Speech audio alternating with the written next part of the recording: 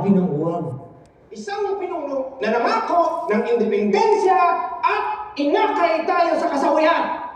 O isang pinuno na naglingkod at naghatid ng demokrasya sa bawat Pilipino. Demokrasya! Demokrasya! Isa pa ho, demokrasya! Demokrasya! Hindi disgrasya! Maraming salamat po.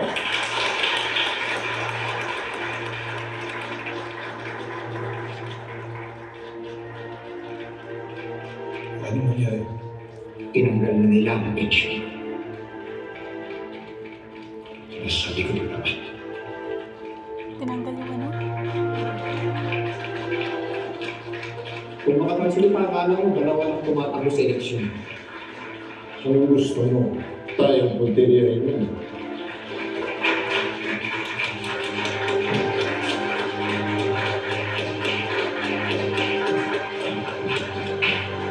At ang pamuli, ngunit hindi pa uli, General Emilio Aguinaldo!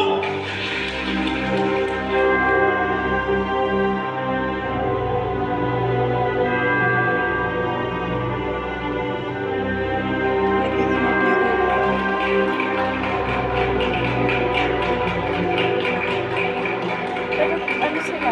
Okay sila. Okay sila. Mga kaibigan, Diyan na sa Gusto Paritiso kong sila ituwid nagkakainitan. Kaya ang mas mga sinabi natin walang ni patayang Quezon paratang na sa akin ano lang, sa harap na ninyo ngayon. politika lang, walang personal. Oo. tahimik at masaya na akong Siguro nabubuhay din bilang sasabihin mo sa retirado. Isa pang Kung hindi asawa lang ni ang Quezon. sahibok ng libo-libong Pilipino na ako'y kumandidato.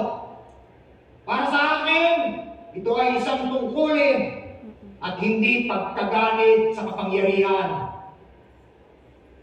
Kahit na noong revolusyon, hindi ko ginustong maging presidente. Diba?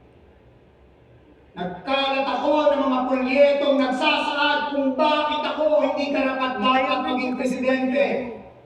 Pero mismong si Apolinario Mabini ang pumunit sa pulyetong yon at ako'y kanyang kimbinsing tumakbo.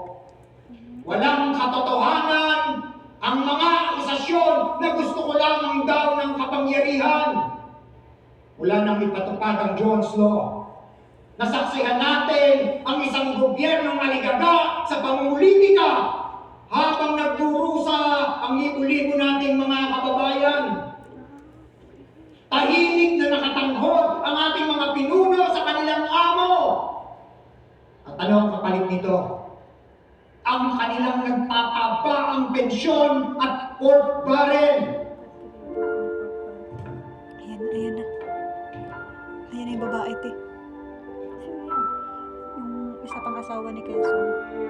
Inimbetahan nila dyan.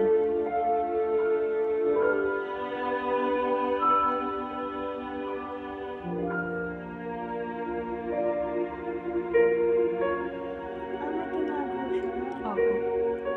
May isa pa siyang pinakasalan. Maging dito sa bayan ng Baga,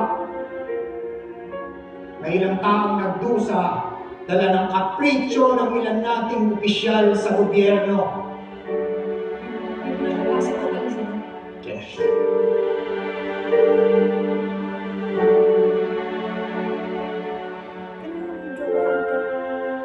Asawa ni Manuel. Ilan sa mga tao ito Ayan si Karel, ay di ba? basta Sa na lamang Paritiso. Yung isa, yung iniwanan babaeng bagong dating. sa kabila ng mababangong pangako Ayun yung na sila tinatago ay ng asawa niya. aalagaan at mamahalin.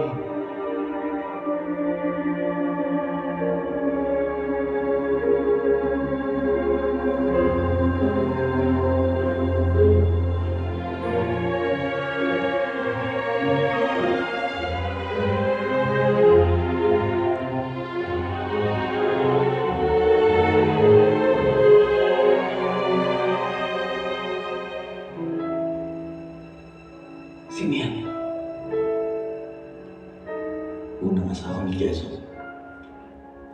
Ana Ricardo. Ana Ricardo. Taong walang puso na laruan ng turing sa iba. Ay gayon din ang turing sa mga Pilipino kapag sila ay nasa pwesto na.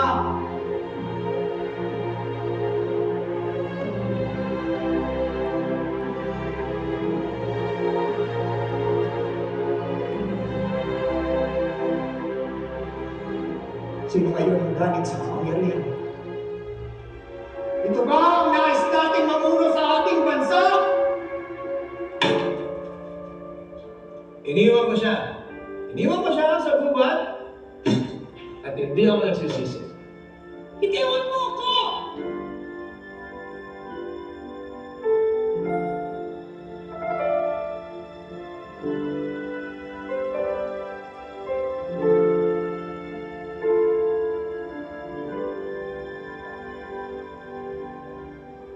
Kaya, mga kaibigan,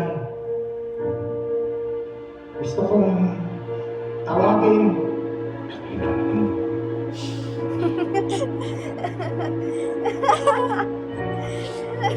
gusto kong tawagin sa entablado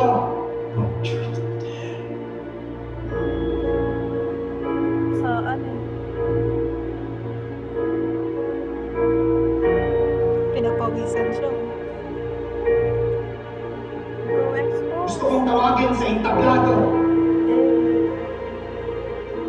Dali.